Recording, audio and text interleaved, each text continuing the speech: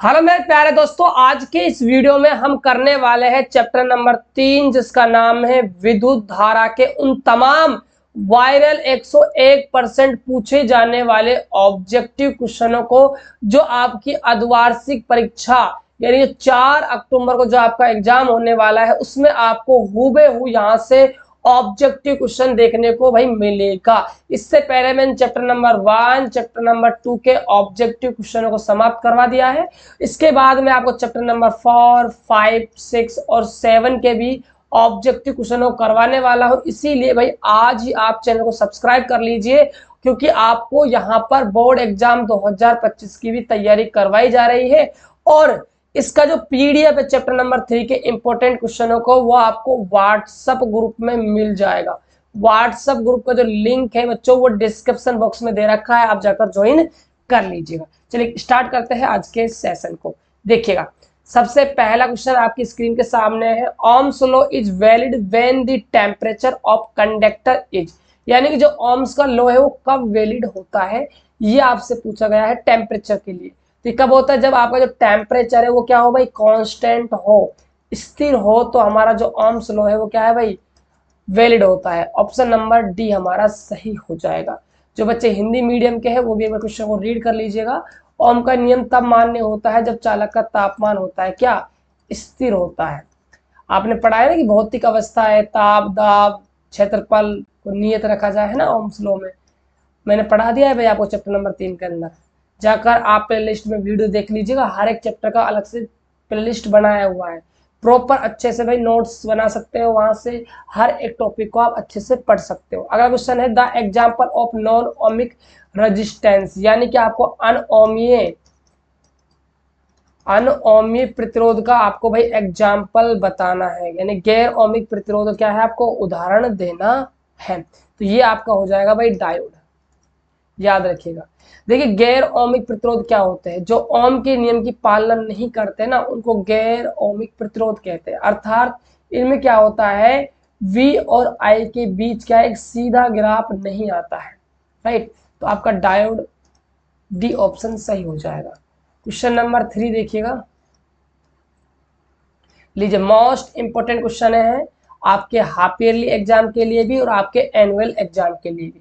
पूछा जा रहा है कि Kirchhoff's first and second law for electric currents are conventions of, यानी कि जो किरचॉफ है, किरचॉफ ने दो नियम दिए। पहला नियम तो था केसीएल, दूसरा था केवीएल। पहले नियम को हम संधि बिंदु का नियम भी कहते हैं, राइट, और दूसरे नियम को हम पास नियम भी कहते हैं, वोल्टा नियम भी कहते हैं, ठीक है। इसका एक नाम और भाई धारा नियम, इस बात को भी आप ध्यान में रख लीजिएगा, ठीक है। अब आपसे पूछ रहा है जो पहला नियम है और जो दूसरा नियम है वो किस पर आधारित है। तो जो पहला नियम होता है वो कन्वर्जेशन जो है भाई वो है आपका चार्ज पर आधारित है, आवेश संरक्षण पर। सेकंड जो है आपका वो है एनर्जी पर, चार्ज एंड एनर्जी आ जाएगा। ऑप्शन नंबर आप मैच कीजिएगा। यहाँ पर हिंदी मीडियम क्वेश्चन को पढ़ लेते हैं। देखिए विद्युत परिपथ के लिए किरचॉफ के पहले और दूसरे नियम के परिमाण क्या होते हैं भाई, विद्युत आवेश और ऊर्जा संरक्षण। ऑप्शन नंबर आपका जो बी है वो सही चला जाएगा। चलिए बढ़ते हैं अगले क्वेश्चन की तरफ। आप सभी कमेंट बॉक्स में जरूर बताइएगा भाई आप कितने क्वेश्चन सही बन रहे हैं। क्वेश्चन नंबर है आपका 4, Who is the Wheatstone bridge more accurate than author methods of measuring resistance, यानी पूछा जो व्हीटस्टोन सेतु है और भी बहुत सारी विधियां है मेजरमेंट करने की, इसको नापने मापने की, रेजिस्टेंस यानी प्रतिरोध को, लेकिन व्हीटस्टोन ही क्यों यूज किया जाता है। उसका एक रीजन है कि ये भाई नील मेथड पर आधारित है, यानी ये शून्य विच्छेद विधि पर क्या है, ये आधारित है। तो आपका ऑप्शन नंबर ए बिल्कुल सही चला जाएगा। चलिएगा अगले क्वेश्चन की बात करते हैं। अगला क्वेश्चन है Ohm's law is followed by, Ohm's का जो लॉ है वो किसको फॉलो करता है ये आपको बताना है। सीधी सी बात है, चालक के लिए होता है भाई, शुद्ध चालक कह दीजिए, चालक कह दीजिए, यानी कंडक्टर के लिए होता है। अगला देखिएगा क्वेश्चन नंबर हमारा नेक्स्ट क्या है, देखिए ये क्वेश्चन रिपीट है लेकिन थोड़ा सा अलग है। Kirchhoff junction rule, junction rules का मतलब है संधि नियम। मैंने बताया था ना किरचॉफ का जो पहला नियम है केसीएल का, उसको हम संधि नियम भी कहते हैं। Is based on conversation of, किस पर आधारित है, ये किस पर है भाई, चार्ज पर। ऑप्शन नंबर आपका बी सही हो जाएगा। आगे चलिए, क्वेश्चन नंबर 7 क्या है, किरचॉफ्स लूप रूल, लूप नियम की बात कर रहा है, यानी कि सेकंड लॉ की बात कर रहा है किरचॉफ के। किस पर आधारित है, ये है आपका एनर्जी पर। ऑप्शन नंबर सी हो जाएगा। अगला क्वेश्चन देखिएगा, क्वेश्चन नंबर हमारा 8, the resistivity of material of conductor depends on, यानी कि आपसे पूछ रहा है कि किसी चालक के पदार्थ की जो प्रतिरोधकता है वो किस पर निर्भर है। तो याद रखिएगा, किसी भी चालक की जो प्रतिरोधकता होती है वो डिपेंड करती है भाई टेम्परेचर पर, यानी कि तापमान पर। ऑप्शन नंबर हमारा सी हो जाएगा। नेक्स्ट क्वेश्चन देखिएगा, क्वेश्चन नंबर 9 क्या है, if N cell each of EMF E, यानी कि एन सेल है और इसका ईएमएफ क्या है, सबका ई है, and internal resistance small R connected in parallel, then the total EMF and internal resistance will be, यानी कि आपसे EMF पूछा है टोटल और आपसे इंटरनल रेजिस्टेंस पूछा है स्मॉल आर के बारे में, क्या होने वाला है।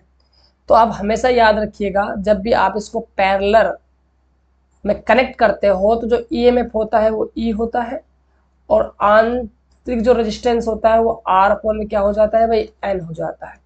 ऑप्शन नंबर आपका जो ए है वो सही आंसर होगा। चलिए अगला क्वेश्चन देखिएगा, क्वेश्चन नंबर हमारा है 10, पूछा जा रहा है द रेसिस्टिविटी ऑफ एलोमैग्नीन इज, यानी कि मिश्र धातु मैग्नीन की प्रतिरोधकता है।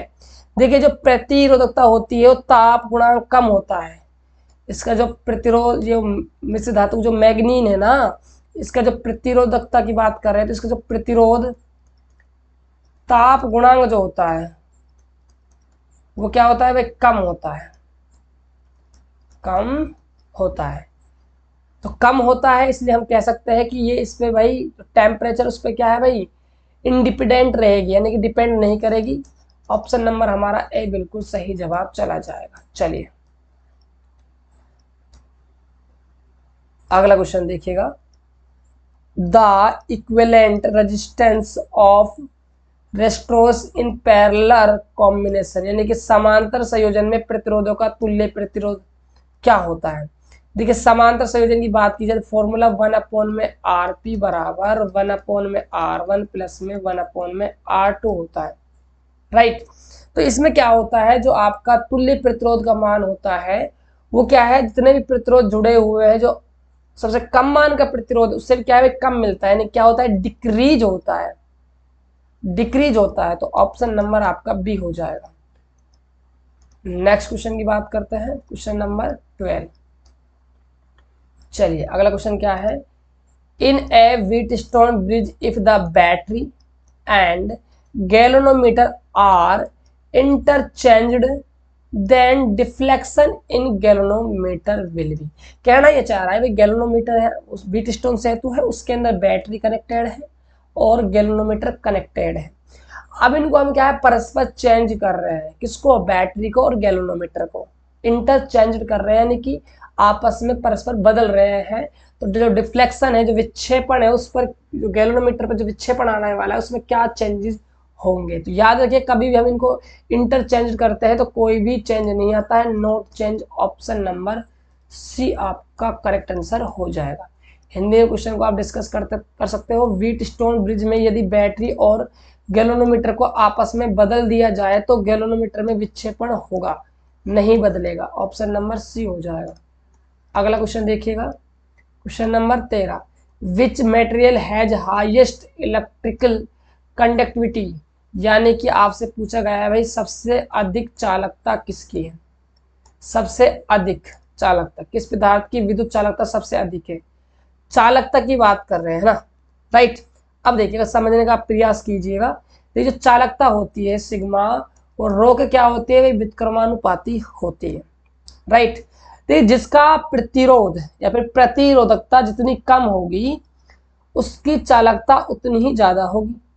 अब प्रतिरोधकता का मतलब है रुकावट, मतलब किसमें करंट आसानी से फिल होता है, आप सभी को पता होना चाहिए चांदी में होता है।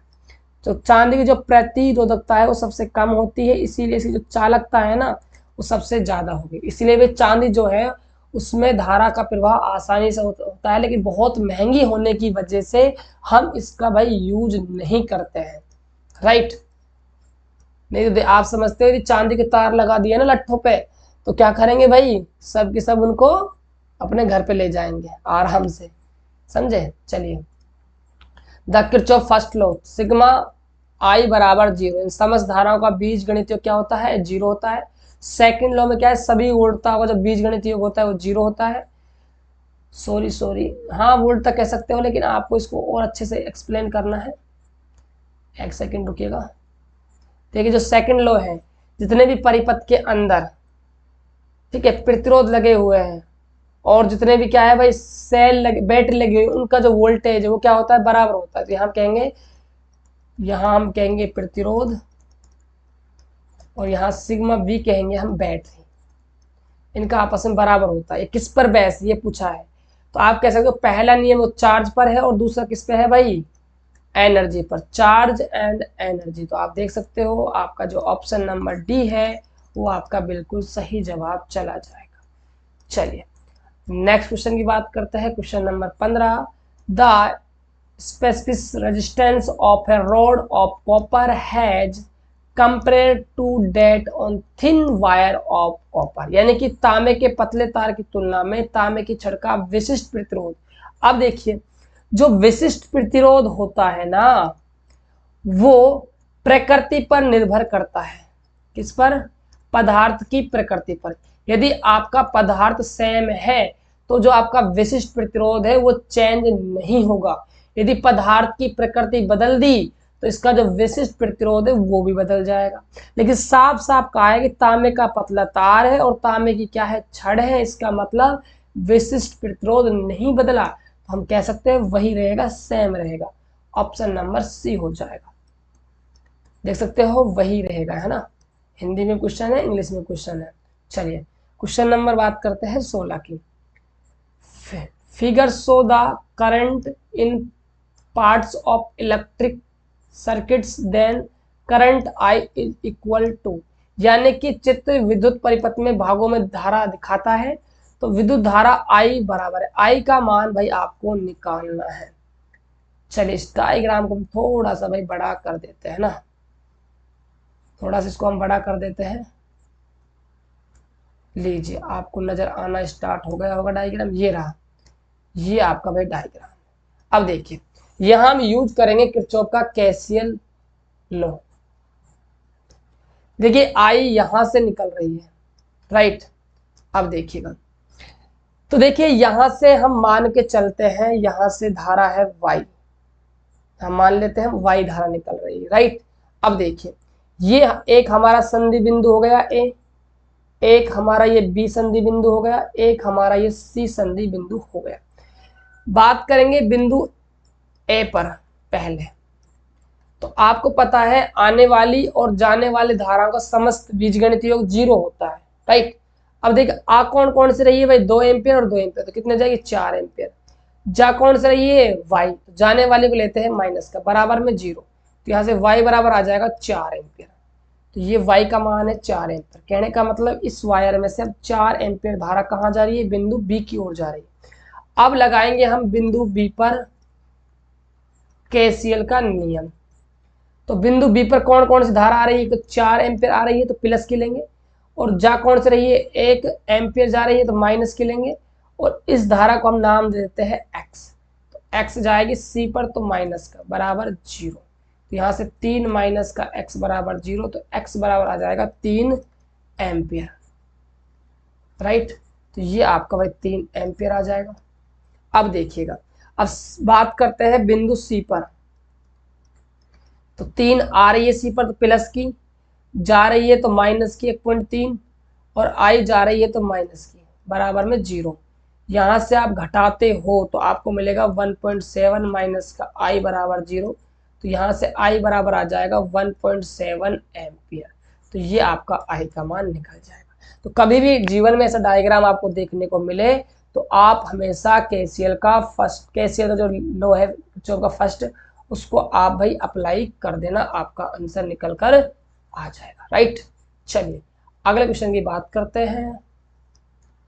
यदि आपको क्लास अच्छा लग रहा हो तो भाई क्लास को लाइक और शेयर जरूर करें।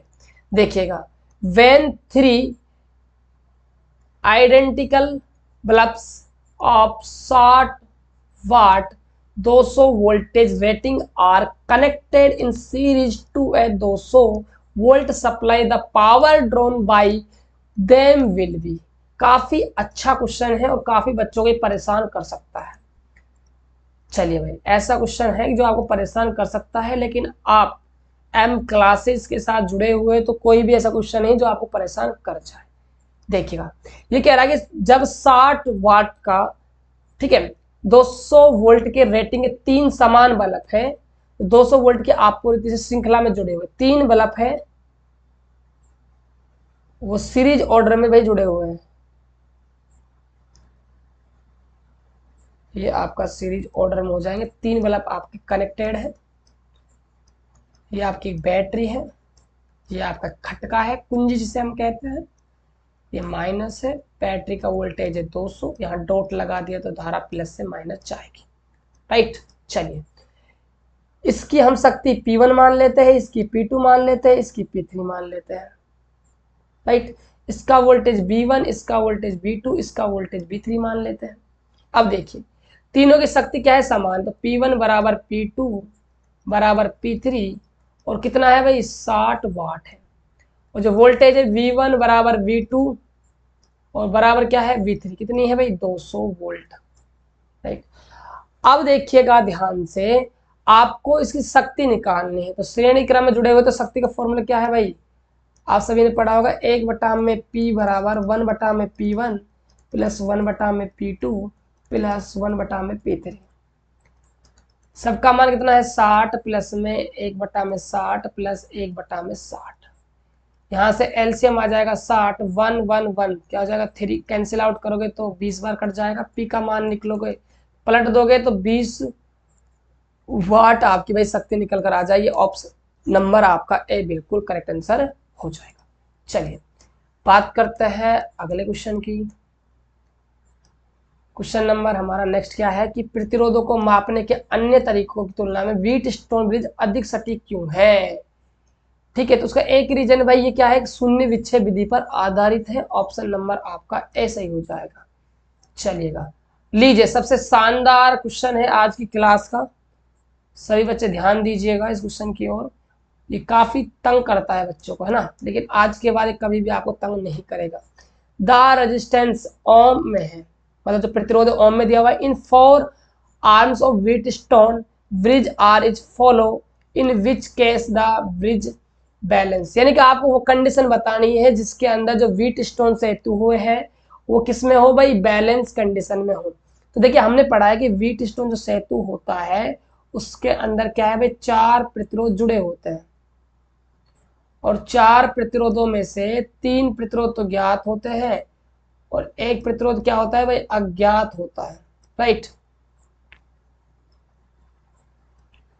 तो ये आपका P होता है, यहाँ पर आपका Q होता है, यहाँ पर आपका R होता है, यहाँ पर आपका S होता है, तो बाकी आप समझदार हो, डायग्राम में ऐड होते हैं। ठीक है, चलिए अब देखिएगा ध्यान से कि जो संतुलन कंडीशन होती है, जो बैलेंस कंडीशन होती है, वो होती है P/Q इक्वल टू में R/S होती है।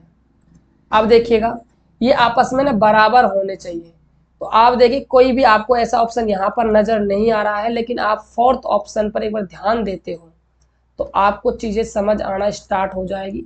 यहाँ पर देखिए 4 4 लिखा हुआ है, P का मान 4, Q का मान 4, R का मान 4, S का मान 4, तो आप देखोगे 1 बराबर 1 आ जाएगा। तो ये आपका बैलेंस वाली कंडीशन है प्रतिरोधों की। राइट, चलिएगा क्वेश्चन नंबर 20 देखिएगा।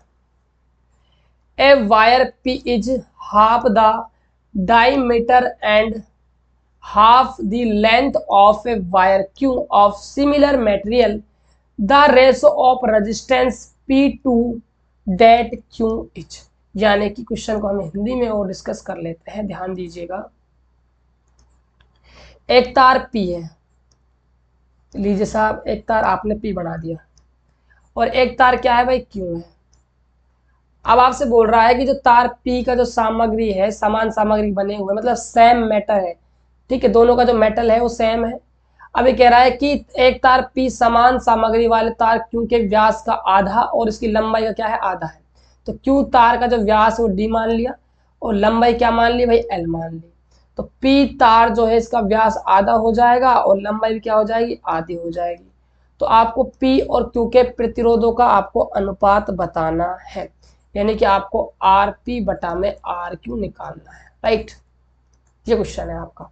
अब देखिए, हम जानते हैं कि R बराबर क्या होता है, रो L बटा में A फॉर्मूला होता है, ठीक है। हम RP के लिए बात करें तो RP बराबर रो, लंबाई आपकी आधी है बटे में 2 आएगा, ये है आपका क्षेत्रफल। क्षेत्रफल का सूत्र हो जाएगा भाई पाई आर स्क्वायर। व्यास आया है ना, इसका मतलब जो आपका वायर है भाई, ये आपका एक सर्किल है।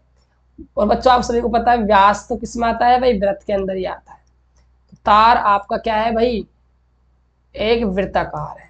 ये चीज कॉमन सी है, यहाँ पर कहाँ नहीं है, ये आपको सोचना पड़ेगा, क्योंकि व्यास की बात चल रही है तो व्यास तो एक ही चीज में होता है, वो है वृत्त, ठीक है। तो पाई आर स्क्वायर वृत्त का क्षेत्रफल होता है। आर की बात करते हैं, जो आर होता है त्रिज्या व्यास की क्या है, आधी होती है। व्यास होता है यहाँ पर, व्यास यहाँ पहले से ही आधा है, तो आप और आधा करोगे तो क्या हो जाएगा, D/4 हो जाएगा। ये आपकी भाई त्रिज्या हो जाएगी। बच्चे जो त्रिज्या होती है वे व्यास की आधी होती है। अब यहाँ व्यास आपका D/2 है, तो इसका आधा करोगे, 2 से गुणा कर दोगे नीचे, तो ये D/4 आपकी क्या जाएगी, रेडियस निकल कर आ जाएगी, राइट। आगे देखिए, रो L बटा में 2 पाई, तो यहाँ D का स्क्वायर बटा में क्या हो जाएगा 16, ऊपर जाएगा तो 16 रो L बटा में 2 पाई D स्क्वायर। इसको मान लीजिए आप इक्वेशन नंबर फर्स्ट। अब देखिएगा, क्यू की बात करें तो इसके लिए आर क्यू रो L बटा में क्या हो जाएगा, A हो जाएगा, और A क्या है हमारा, क्षेत्रफल है, तो इसको हम पाई R का स्क्वायर, व्यास है डी का आधा हो जाएगा D/2 का स्क्वायर। तो आर क्यू बराबर में रो L बटा में पाई D का स्क्वायर बटा में 4, तो यहाँ से 4 रो L बटा में पाई D स्क्वायर हो जाएगा। अब यहाँ ध्यान दीजिएगा आप, RP बराबर में इसको हम क्या लिख सकते हैं भाई, 4 रो L बटा में 2 पाई D का स्क्वायर और गुणा में क्या है 4, 2 से हमारा 4 2 बार कट जाएगा, राइट। तो यहाँ 4 रो L अपॉन में पाई D स्क्वायर का वैल्यू क्या है, RQ। तो RP बराबर में क्या है, RQ, और गुणा में क्या होगा भाई, यहाँ से हमारा 2 बचेगा। अनुपात निकालना है तो RP बटा में RQ क्या हो जाएगा हमारा, 2 बटा में 1, यानी कि RP अनुपात RQ हो जाएगा हमारा 2:1। ऑप्शन मैच कीजिए, 2:1, 2:1। हमारा जो ऑप्शन नंबर सी है वो हमारा बिल्कुल सही जवाब चला जाएगा। ऑप्शन नंबर सी को भाई आप लॉक कर लीजिएगा, ऑप्शन नंबर सी आपका बिल्कुल सही जवाब है, ऑप्शन नंबर सी।